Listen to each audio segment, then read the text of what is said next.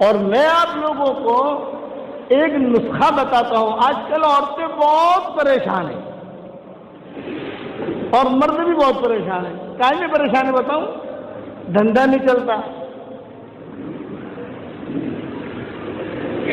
لڑکیوں کی شادیاں نہیں ہوتی، میاں بیوی میں لڑائی،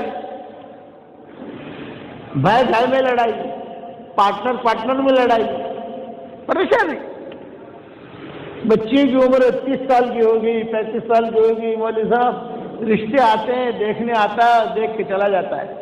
اچھا شادی ہو بھی گئی تو اچھا شوہر نہیں ملتا، وہ شوہر پھٹ کر مل گیا. شوہر کی بیوی ملی، بہت دھوم دھام سے نکاح کیا، وہ اور خراب نکلی. یہ عام طور سے ٹینشن دنیا میں چل رہا ہے، عام طور سے ساری دنیا میں. یہ خالی آپ کے گدک کی، آپ کے کرناٹک کی بات نہیں کر رہا، ساری دنیا کا یہ ماحول ہے. قرضہ ہو گیا، بیٹا نافرمان نکلا، زمین تھی ہماری قبضہ کر لیا دوسرے نے، کاغذات ہیں لیکن کورٹ میں کیس چل رہا ہے. صبح اٹھتی ایک ٹینشن، شام کو دوسرا ٹینشن، دوسرے دن دوسرا ٹینشن. کبھی ایک بیٹا بیمار، وہ ٹھیک ہو گیا، دوسرا بیمار ہو گیا. کبھی جو ہے رات کو 2 بجے بیٹی کو فون آ گیا کہ شوہر مار رہا ہے. خلاصہ کلام یہ، زندگی کا معاملہ جو سرکل گزر رہا ہے وہ ٹینشن میں گزر رہا ہے. تو میں آپ کو ایک علاج بتاتا ہوں، علاج، اس کی پابندی کو، تو اللہ چاہے گا آپ کے سارے ٹینشن اللہ تعالیٰ دور کر دے گا. کرو گے انشاءاللہ بھائی؟ ہر فرض نماز کے بعد دوسری نماز کا وقت آنے سے پہلے 10 مرتبہ سورہ اخلاص خالی پڑھ لو. آپ تو 24 گھنٹے میں کتنی مرتبہ سورہ اخلاص ہو گئی بھائی؟ 50 مرتبہ. انشاءاللہ تمہاری کوئی حاجت اٹکے گی نہیں انشاءاللہ. لیکن پابندی کرنے کی شرط کیا ہے؟ فرض نماز کے بعد دوسری نماز کا وقت آنے سے پہلے.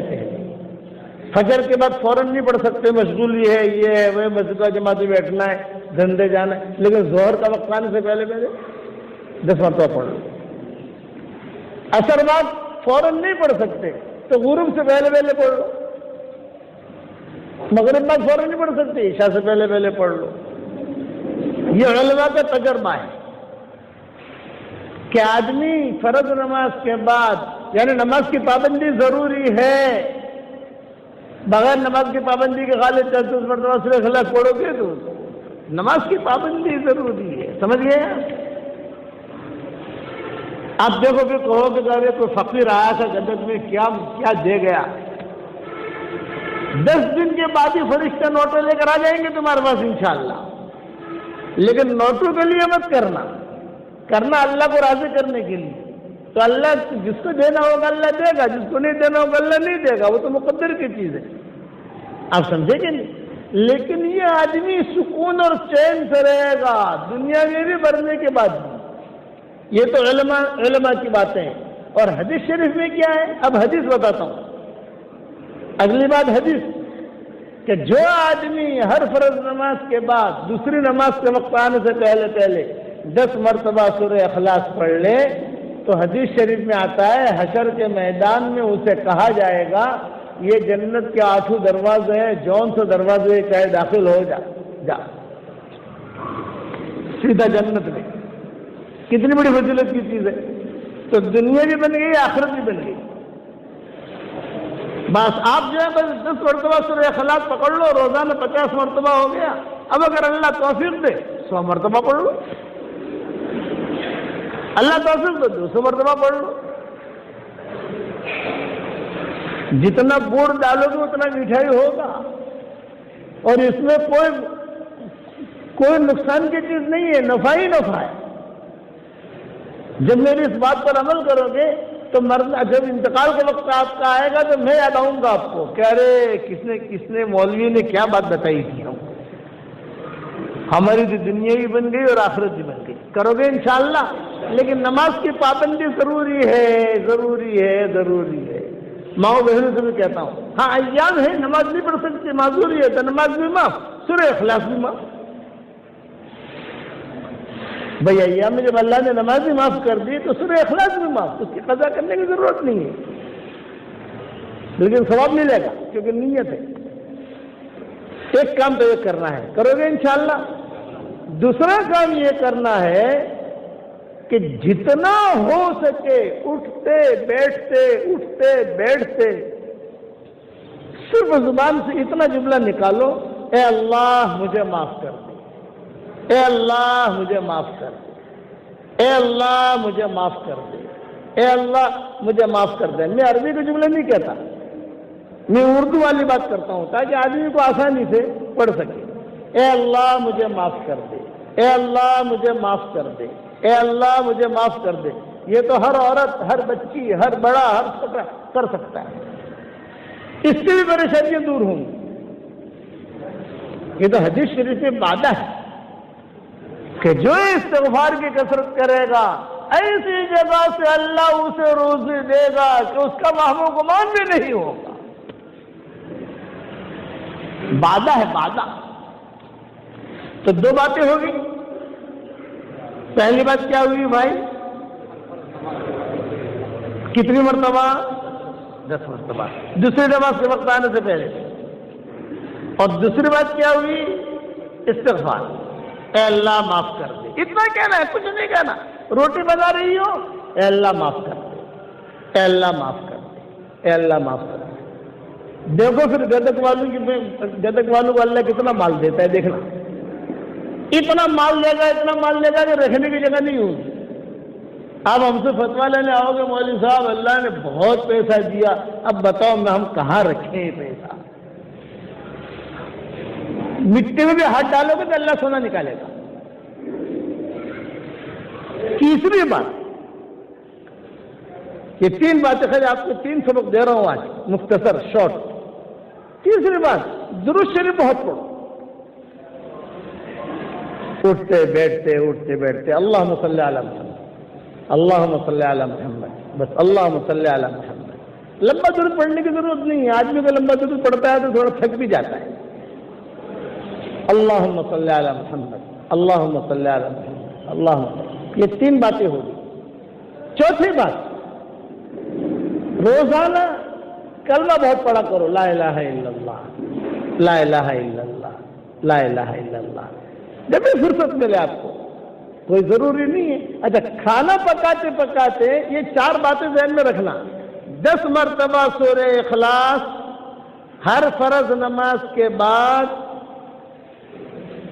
یہ تو ٹاپ 1 میں ہے، ٹاپ 1. یہ تو ٹاپ 10 ہوتے ہیں نا، ٹاپ 10. یہ ٹاپ 1 میں ہے. مال کھینچ کر آئے گا اور حلال مال آئے گا، ہیرا پھیری والا نہیں آئے گا. فرشتے بوریاں بھر کے رکھ جائیں گے. صبح اٹھے گا، ارے پیسے کہاں سے آئیں گے؟ تو پھر آواز آئے گی سورہ اخلاص. کیا آواز آئے گی؟ سورہ اخلاص. اسے مضبوطی سے پکڑ لو. ایک بات ہو رہی ہے سورہ اخلاص ہر فرض نماز کے بعد، دوسری نماز کے وقت آنے سے پہلے. کتنے مرتبہ پڑھنا بھائی؟ 10 مرتبہ. اور دوسرا، اٹھتے بیٹھتے کھانا پکا رہی، روٹی بنا رہی، چائے بنا رہی، لسی بنا رہی، سالن بنا رہی، اے اللہ معاف کر دے، اللہم صلی علی محمد. اتنا پڑھتے رہو. اتنا پڑھنے سے تمہارے گھر میں سے ٹینشن ختم ہو جائے گا. میاں بیوی کی لڑائی ختم ہو جائے گی. میاں بیوی میں لڑائی ہوتی ہے نا، وہ لڑائی ختم ہو جائے گی. جو گھر میں ٹینشن ہوتے ہیں چھوٹی چھوٹی باتوں پر، شیطان لڑاتا ہے. شیطان کہے گا ان کو لڑا نہیں سکتے، یہ تو جو ہے انہوں نے تو بڑا اینٹی بایوٹک لے لیا. یہ ہائیلی اینٹی بایوٹک ہے، بڑی اینٹی بایوٹک ہے. شیطان لڑائے گا نہیں. تو 4 باتیں میں نے بتائی، 4 باتیں 4 in 1. کہ 4 باتیں مختصر بتا رہا ہوں.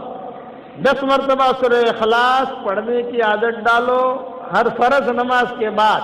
فرض نماز کے بعد یہ بار کہتا ہوں، بغیر نماز کے اگر پڑھو گے تو ثواب تو ملے گا، لیکن جو ہم چاہتے ہیں نا ساری چیزیں سب کچھ ساری بیماریاں دور ہو جائیں گی، یہ نہیں ہوگا۔ فرض نماز پڑھو، پھر اس کے بعد 10 مرتبہ سورہ اخلاص پڑھو، دوسری نماز کے وقت آنے سے پہلے پریشانیاں دور ہوگی، روزی میں اللہ برکت دے گا انشاءاللہ۔ اور اٹھتے بیٹھتے اللہ مجھے معاف کر دے، مجھے معاف کر دے، یہ نمبر 2 ہو گیا۔ نمبر 3 کہ درود شریف بہت پڑھو، اللہم صلی علی محمد، اللہم صلی علی محمد۔ اور چوتھا کلمہ بہت پڑھو۔ ہاں، جب بھی آدمی کلمہ پڑھے گا، جب بھی موت آئے گی تو ایمان کی حالت میں مرے گا، سیدھا جنت کرو گے انشاءاللہ بھائی۔ لا ثبوت، لا ثبوت، بھئی تو سید گھرانے کی کیا ثبوت ہے؟ کوئی رستے میں چلتے چلتے کہہ دے میں سید گھرانے کہوں تو ایسا تو مانا نہیں جاتا، کوئی ثبوت ہوتا ہے۔ تیرے پاس سند ہو، تیرے پاس ثبوت ہو، تیرے پاس کوئی دلیل ہو تو لا۔ تو اس لڑکی نے کہا کہ میں ثبوت کہاں سے لاؤں، سارا گھر ہی اجڑ گیا میرا، میرے پاس کوئی ثبوت نہیں ہے۔ تو اس بات سے وہ جو امیر تاشقند تھا اس نے کہا کہ میں مدد نہیں کرتا، تھا مسلمان، خیر اس کے گھر پر آئی لیکن خیر کی قدر نہیں کی اس نے، وہ لڑکی چلے گئی۔ اس کے بنگلے کے سامنے ایک مجوسی کا بنگلہ تھا، ایرانی، وہاں گئی، دستک دی، وہ نکلا، سیٹھ نکلا۔ آپ بہن کیوں آئی ہو؟ یہ فرمایا کہ میں جو ہے سید گھرانے کی ہوں اور بہت حالات میں آئی ہوں اور آپ میری مدد کریں۔ تو اس نے کہا اچھا اچھا تم سید گھرانے کی ہو، بنت رسول، حضور صلی اللہ علیہ وسلم کی بیٹی؟ ہاں، ارے آ جاؤ آ جاؤ آ جاؤ آ جاؤ، بہت اکرام کیا۔ حالانکہ وہ مجوسی تھا، وہ امیر جو تھا وہ مسلمان تھا اور یہ مجوسی تھا، لیکن صاف دل کا تھا، معاملات کا کلیئر تھا۔ تو چنانچہ کتابوں میں لکھا ہے کہ دیکھو یہ 3 کمرے جو ہے وہ تیرے ہیں، تیرے تیری بچوں کے، تو آرام سے رہے جب تک تو زندہ رہے اور تیرے بچے زندہ رہے، تب تک تو رہے یہاں پر، میری طرف سے اجازت ہے، کھانا پینا سب تجھے مل جائے گا، فکر مت کرنا۔ خیر لڑکی خوش ہو گئی کہ اس مسلمان نے مدد نہیں کی، یہ مجوسی نے مدد کی۔ رات کو وہ جو امیر تاشقند تھا یہ سویا، اس نے خواب میں دیکھا کہ جنت سجی ہوئی ہے، لدی ہوئی ہے، اور حضور صلی اللہ علیہ وسلم اس جنت کی چابی لے کر باہر کھڑے ہیں۔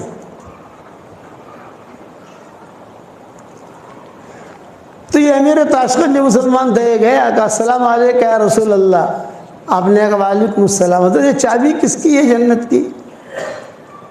تو آپ نے کہا مومن کی ہے، مومن کی۔ تو اس نے کہا میں بھی مومن ہوں۔ تو آپ نے کہا اچھا تو مومن ہے، دلیل لا، ثبوت لا، ثبوت، سند، کیا دلیل ہے کہ تو مومن ہے؟ جب آپ نے اتنا جملہ کہا خواب میں کہ تم دلیل لا، ثبوت لا، سند لا، وہ سمجھ گیا۔ پھر حضور صلی اللہ علیہ وسلم نے ڈانٹا اس کو خواب میں، میری بیٹی تیرے پاس آئی تھی اور کہا میں سید گھرانے کی ہوں، اور تو نے دلیل مانگی، ثبوت مانگا، سند مانگی، اور تو نے اس کی مدد نہیں کی، تو میں تجھے چابی کیسے دوں؟ تو مومن ہے، دلیل لا۔ خیر وہ حضور نے جب ڈانٹا تو وہ گھبرا کر کھڑا ہو گیا، خواب اس کا پورا ہو گیا۔ اسے پتا تھا کہ یہ لڑکی گئی ہے مجوسی کے یہاں، سیدھا گیا یہ مجوسی کے یہاں اور کہا آنا الملک، میں بادشاہ ہوں، یعنی یہاں کا امیر تو میں ہوں۔ وہ لڑکی جو تمہارے پاس آئی ہے وہاں یہی بات کہی، یعنی ہماری سنی سنائی نہیں، وہ تو بڑے آدمی ہیں۔ تو ساتھیوں نے کہا جو تم نے بات کہی ہے وہی بات تقی صاحب نے فلاں جگہ کہی۔ ایک چیز دیکھی میں نے وہاں کہ دل بہت صاف، اس لیے میرا یہ جملہ گھر جا کر بھی تھوڑا سا سوچنا کہ مولوی صاحب نے کیا کہا۔ یہ ہر کام آسان ہے، دل کو صاف رکھنا مشکل ہے، اور اللہ کی جو مدد آتی ہے وہ دل کی صفائی کے ساتھ آتی ہے۔ انما یتقبل اللہ من المتقین. دل صاف ہوگا تو خیریں سلام کریں گی آپ کو. جیسے مجوسی کو بھی اللہ نے ہدایت دے دی, دل صاف تھا اس کا, ہدایت مل گئی اس کو. اور جو مسلمان تھا بادشاہ اور جس کا تعلق بھی بڑے بڑے لوگوں سے, لیکن دل میں کچرا بھرا ہوا تھا, تو اللہ نے اسے محروم کر دیا. پوری سیرت میں آپ کو یہ قصے ملیں گے, پوری سیرت میں. طفیل ابن عمرو الدوسی تھے, ان کا دل بہت صاف تھا, بہت بڑے شاعر تھے, قبیلے بنی دوس. حضرت ابو ہریرہ اسی قبیلے کے تھے رضی اللہ تعالی عنہ. یہ جب مکہ مکرمہ آئے تو مکہ مکرمہ یہ آئے حضور صلی اللہ علیہ وسلم سے ملنے نہیں آئے تھے. جیسے مشرکین مکہ آتے تھے مکہ مکرمہ عمرے کے لیے آتے تھے, طواف کرتے تھے, شرابیں پیتے تھے, اور آ کر وہاں زمزم کا پانی پیتے تھے, اپنے اعتبار سے دعائیں مانگتے تھے, پھر چلے جاتے تھے. وہ اس اعتبار سے آئے تھے طفیل بن عمرو الدوسی. تو مشرکین مکہ کو پتہ چلا کہ طفیل آئے ہیں, طفیل آئے ہیں. بہت ہمارے علامہ اقبال کے سب معروف ہیں کہ علامہ اقبال کے اشعار, علامہ اقبال. ویسے ہی طفیل بن عمرو الدوسی تھے, عربوں میں اچھے اچھے اشعار پڑھتے تھے تو لوگ جو ہے وہ جھوم جاتے تھے, بڑے بڑے اچھے اشعار پڑھے, بہت اچھے اشعار پڑھے, اور پڑھو اور پڑھو اور پڑھو. یہ طفیل بن عمرو الدوسی دل کے صاف, دل میں کوئی کچرا نہیں. یہ جب مکہ مکرمہ پہنچے تو مشرکین مکہ نے دیکھا کہ ارے طفیل آئے, طفیل اتنا بڑا آدمی آیا ہے, بہت لبیب. ان کو کہتے تھے طفیل بن عمرو الدوسی کان شاعرا کان لبیبا, یہ ان کا نام تھا. کان شاعرا کان لبیبا, لبیب کا مطلب یہ بہت زیادہ عقل مند. معمولی اشارہ بھی سمجھ لے. تو مشرکین مکہ نے ان کو گھیر لیا اور گھیر کر یوں کہا کہ طفیل تم یہاں مکہ میں آئے ہو, لیکن تمہیں پتہ چلنا چاہیے ایک آدمی ہے جس کا نام محمد احمد ہے, وہ اپنے آپ کو کہتا ہے میں اللہ کا نبی ہوں, تو تم جو ہے اس کی بات مت سننا. اس کی بات میں اتنا جادو ہے کہ تمہارے شہر میں جادو نہیں ہے. تم جو اشعار پڑھتے ہو اشعار میں جادو نہیں ہے, بس اس کی بات تمہارے کان میں نہ پڑے. خوفنی, حدیثوں کو جملہ خوفنی, ڈرایا مجھے, بہت ڈرایا, بہت ڈرایا, اور میں ڈر بھی گیا. انسان جو ہے یہ تو کمزور ہے نا, کسی چیز کے بارے میں کچھ کہو کہ جو کہو بکری کو دیکھنا مت, بکری کو دیکھنا مت, اتنی بات تم چلاؤ تو لوگ یہاں واقع دیکھنا چھوڑ دیں گے اس کو. انسان اثر لیتا ہے, جنات اثر نہیں لیتا. انسان جلد باز ہے, جنات جلد باز نہیں ہے. انسان جھگڑالو ہے, جنات جو جھگڑالو نہیں ہے. اسی لیے قرآن میں کہا وَكَانَ الْإِنسَانُ أَكْثَرَ شَيْءٍ جَدَلًا, انسان جھگڑالو. جنات کے بارے میں اللہ نے نہیں کہا یہ جھگڑالو ہے. وَكَانَ الْإِنسَانُ عَجُولًا, انسان جلد باز ہے. اِذَا مَسَّهُ الشَّرُّ جَزُوعًا وَإِذَا مَسَّهُ الْخَيْرُ مَنُوعًا, یہ انسان کی صفتیں بیان کی ہیں, جناتوں کی صفت بیان نہیں کی. کہ ان کے یہاں جلد بازی نہیں ملے گی, ان کے یہاں جھگڑا نہیں ملے گا, بتھم بتھا تھوڑی بہت تو ہوگی, لیکن ہماری طرح جھگڑے نہیں ہوں گے کہ اس کو قتل کر دے, اس کو قتل کر دے, اس کا مال ہڑپ کر جاوے, اس کا مال ہڑپ کر جاوے. یہ چیز نہیں, اپنی زندگی گزاریں گے وہ. تو یہ انسان کے بارے میں کہا وَكَانَ الْإِنسَانُ أَكْثَرَ شَيْءٍ جَدَلًا. ان لوگوں نے جو مکہ والوں سے اتنا ڈرایا. تو طفیل بن عمرو الدوسی کہتے تھے کہ مجھے اتنا ڈرایا یار, میں نے کبھی کسی کی برائی اتنی سنی نہیں جتنے انہوں نے حضور کے کیے. اور پھر اتفاق ایسا ہوا کہ حضور صلی اللہ علیہ وسلم تشریف لائے حرم میں, اور آپ نے نماز کی نیت باندھ دی. تو مشرکین مکہ نے کہا دیکھ وہ کھڑے ہیں, وہ ہے محمد, وہ بات مت سننا, وہ کھڑے دیکھ. اب میں اتنا ڈرا, میں نے کہا مجھے روئی لا کر دو, کہیں سے روئی, طواف کرنا ہے. تو وہ طواف کرنا ہے تو مجھے جو ان کی تم لوگوں نے ڈرایا ہے کہ اس کی بات تیرے کان میں نہیں پڑے, تیرے کان میں اگر اس کی بات پڑ گئی یا اس کی کوئی آواز پڑ گئی تو گیا. تو طفیل بن عمرو الدوسی کہتے تھے میں نے روئی لی اور روئی لے کر اپنے دونوں کانوں میں ڈالی اور میں نے بیت اللہ کا طواف شروع کیا.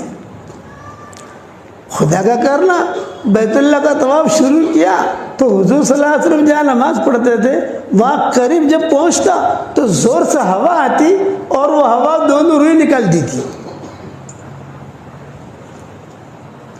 7 چکروں میں ایسا ہوا کہ جہاں قریب جاؤں تو دونوں روئی جو ہے وہ ہوا نکال دے اور حضور کے قریب سے گزروں تو کچھ نہ کچھ سمجھ گئے نا، آواز کان میں پڑ جاوے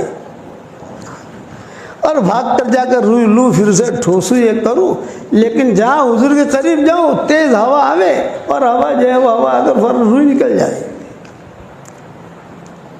تو میں نے یہ سوچا، طفیل بن عمرو الدوسی کہتے تھے صاف دل کے آدمی تھے، کچرا نہیں تھا. آج آپ لوگ نیت کرو کہ ہمیں ہمارے دلوں کو صاف رکھنا ہے اور بہت تنہائی میں بیٹھ کے یہ میرا مضمون سوچنا کہ پیدل جماعت میں وقت لگانا بھی آسان ہے اور پیر کے پاس جانا بھی آسان ہے، مرید بننا بھی آسان ہے، مرید بنانا بھی آسان ہے، قرآن پڑھنا بھی آسان ہے، پیدل حج کرنا بھی آسان ہے، زکوٰۃ نکالنا بھی آسان ہے، لیکن دل کو صاف رکھنا یہ کڑا امتحان ہے، بہت سخت امتحان ہے. اذ ختم اللہ علی قلوبہم وعلی سمعہم وعلی ابصارہم غشاوہ، پہلے دل لائے. فی قلوبہم مرض فزادہم اللہ مرضا، دلوں کے اندر بیماریاں تھی تو بیماری کو اللہ نے اور بڑھا دیا.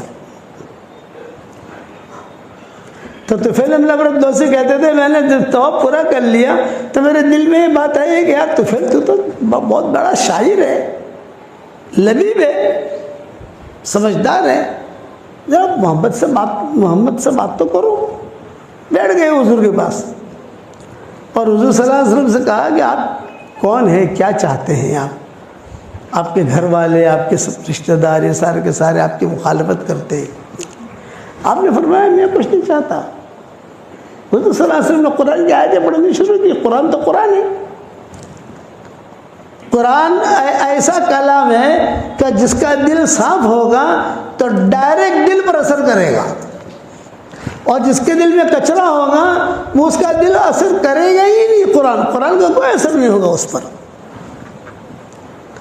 اسی لیے حضور صلی اللہ علیہ وسلم دعا مانگتے تھے کہ اللہم طہر قلبی من النفاق، اے اللہ میرے دل کو تو پاک کر نفاق سے. اور نبی منافق ہو سکتا ہے بھائی؟ حضور دعا مانگتے تھے کہ اللہم طہر قلبی من النفاق اللہم انی اسألک قلبا سلیما. آپ نے فرمایا جب لوگ مال بہت جمع کریں نا، یہ صحیح حدیثوں میں آتا ہے، صورت میں آج کل مال بہت آ رہا ہے نا بھائی، ارے ہاں تو کہو یار، کتنا ہم کو بھی تو انداز لگتا ہے. ہم گلی میں داخل ہوتے ہیں سمجھ جاتے ہیں کتنا اوپر جا رہا ہے کتنا نیچے آ رہا ہے، ساری دنیا میں جاتے ہیں. تو جب مال لوگ بہت جمع کریں تو اللہ تعالیٰ سے دل کی صفائی مانگو. اللہم انی اسألک قلبا سلیما، لمبی حدیث ہے، اس کا ایک ٹکڑا میں نے کہہ دیا کہ اللہم انی اسألک قلبا سلیما. الا من اتى اللہ بقلب سلیم، قرآن میں اذ جاء ربہ بقلب سلیم. تو یہ طفیل بن عمرو الدوسی جو تھے یہ قلب سلیم والے تھے. حضور صلی اللہ علیہ وسلم نے کچھ نہیں کہا، حضور نے قرآن کی آیتیں پڑھی. بس جہاں حضور نے قرآن کی آیتیں پڑھی تو پہلے یوں دیکھتے تھے حضور کو، اور یوں جو ہے حضور قرآن کی آیت پڑھتے گئے آہستہ آہستہ آہستہ آہستہ، ان کی نگاہیں نیچے ہوتی گئی. یہ پہلے پاؤں پھیلا کر بیٹھے تھے، بعد میں پاؤں جو ہے سکڑ لیے. قرآن ہے. تو پھر حضور صلی اللہ علیہ وسلم سے پوچھا تھا آپ چاہتے کیا؟ میں کہتا ہوں مسلمان ہو جائے، کامیاب ہو جائے گا تو. یہ کہاں چکروں میں پڑھا ہے اس کے، تو مجھے کیا کرنا پڑے گا؟ یہ فرمایا کہ تم کلمہ پڑھ لے، مجھے اللہ کا نبی مان لے. مسلمان ہو گئے وہ. وہاں مشرکین مکہ دیکھ رہے تھے، وہ کہہ رہے تھے ارے یار یہ بھی جو ہے نا اس کے باتوں میں آ گیا، یہ باتیں کر رہا ہے، اب ہاتھ ہلنے بند ہو گئے ہیں، پاؤں بھی سکڑنے لگے ہیں، اور آنکھیں بھی نظریں بھی جو ہے نیچے ہونے لگی ہے، مانو نہ مانو یہ مسلمان ہو گیا۔ اچھا یہ معالج بھی تھے، علاج بھی کرتے تھے، جنات وغیرہ کا علاج، جنات ہو جادو ہو، یہ تو شروع سے چلا آ رہا ہے نا، جنات جادو، تو یہ علاج بھی تھے، وہ علاج بھی کرتے تھے۔ تو مکشر مکہ نے کہا تھا ان کو کہ دیکھو ذرا دماغ میں صالبہ کو بھی کہا تھا، دماغ کو بھی کہا تھا، ان کو بھی کہا تھا کہ دیکھو تم جاؤ تو اس کی بات مت ماننا، ایسا لگ رہا ہے کہ محمد پر جادو ہو گیا ہے، کسی کا نظر لگ گئی ہے، تو ذرا علاج بھی کر دینا۔ تو انہوں نے کہا ٹھیک ہے میں علاج کر لوں گا، بے فکر رہو۔ اب جب حضور صلی اللہ علیہ وسلم گھر میں گئے تھے، پیچھے پیچھے گھر تک چھوڑنے گئے، وہاں ساری ٹولی دیکھ رہی تھی، یہ تو حضور کے ساتھ جا رہے ہیں، اور حضور صلی اللہ علیہ وسلم گھر میں چلے گئے۔ گھر میں جانے سے پہلے انہوں نے کہا طفیل بن عمرو الدوسی نے کہ حضرت میں میری قوم کا بڑا ہوں، اور ساری قوم جو ہے یہ مجھے اپنا بڑا مانتی ہے۔ ابو ہریرہ جو تھے اسی قبیلے کے تھے، قبیلے بنے دوست کے تھے ابو ہریرہ، بعد میں مسلمان ہوئے ہیں۔ اب طفیل بن عمرو الدوسی کو مارنے والے یہ ابو ہریرہ تھے۔ ارے کیا تو اسلام کی بات کر رہے ہیں یہاں پر ہمارے گاؤں میں آ کر؟ یہ اسی قبیلے کے تھے، طفیل بن عمرو الدوسی کے قبیلے کے ابو ہریرہ۔ تو حضور صلی اللہ علیہ وسلم نے فرمایا کہ ہاں تم تمہارے قوم میں جاؤ اور ان کو اللہ رسول کی طرف دعوت دو، کوئی بات نہیں ہے، تم جاؤ دعوت دینا۔ یہ کہہ کر طفیل بن عمرو الدوسی جو ہے لوٹے تو مشرکین مکہ نے پکڑ لیا۔ ارے طفیل کیا ہوا کیا ہوا؟ یہ فرمایا میں گیا تو تھا ان کے علاج کرنے کے لیے، لیکن انہوں نے میرا علاج کر دیا۔ میں گیا تھا محمد کے علاج کرنے کے، محمد کا علاج کروں، تو انہوں نے میرا علاج کر دیا اور میں مسلمان ہو گیا۔ تو مکہ والوں نے کیا کہا؟ کہا ہمارا تمہارا کوئی جوڑ نہیں، کوئی بات نہیں، تم سے دوست رکھنے کا مجھے کوئی فائدہ بھی نہیں ہے، یعنی مجھے تمہاری ضرورت بھی نہیں ہے، کوئی مسئلہ نہیں ہے۔ چلتے چلتے انہوں نے ایک بات حضور صلی اللہ علیہ وسلم سے پوچھی تھی، ایک بات، فرمایا حضرت میں اپنے قوم کا بڑا تو ہوں، لیکن ایک مسئلہ ہے، وہ مسئلہ یہ ہے کہ میں وہاں جا کر دعوت دوں گا تو یہ لوگ پوچھیں گے کوئی نشانی ہے کہ نہیں، کچھ تو آپ دعا کر دیں کہ اللہ تعالیٰ کوئی نشانی دے دے مجھ کو۔ تو حضور نے دعا کے لیے ہاتھ اٹھائی، اللہم اجعل لہ آیہ، اللہم اجعل لہ آیہ، اے اللہ اس کو نشانی دے دے۔ فرشتوں نے آمین کہی، حضور نے آمین کہی، طفیل بن عمرو الدوسی نے آمین کہی، دعا قبول ہو گئی۔ طفیل بن عمرو الدوسی کہتے ہیں میں مشرکین مکہ میں اعلان کر کے نکلا بھی، میں تو مسلمان ہو گیا ہوں، میں تو جا رہا ہوں، تو کوئی بات نہیں۔ اب یہ روانہ ہوئے، اپنے قبیلے میں پہنچے، ان کا قبیلہ پہاڑوں کے بیچ میں رہتا تھا، یعنی ان کے قبیلے میں جانا ہو، داخل ہونا ہو تو جب پہاڑ سے اتر کر پھر نیچے جاؤ آپ تو ان کا قبیلہ ملے گا۔ سب کے گھر رہتے تھے وہاں، اور چاروں طرف پہاڑیاں۔ جب میں پہاڑی کے اوپر سے نیچے اترا تو اچانک میرے پیشانی سے نور نکلا، یہ طفیل کہتے تھے۔ اچانک میں گھبرا گیا، ارے کیا؟ اور میرا جو قبیلہ تھا یہ پورا کا پورا روشن ہو رہا ہے، جہاں دیکھوں وہاں روشنی، جہاں دیکھوں وہاں روشنی، یوں دیکھوں تو یوں روشنی، یوں دیکھوں تو یوں روشنی، یہ دیکھوں تو یوں روشنی۔ میں گھبرایا، پھر مجھے اچانک یاد آیا کہ ارے حضور صلی اللہ علیہ وسلم نے دعا مانگی تھی نا، اللہم اجعل لہ آیہ،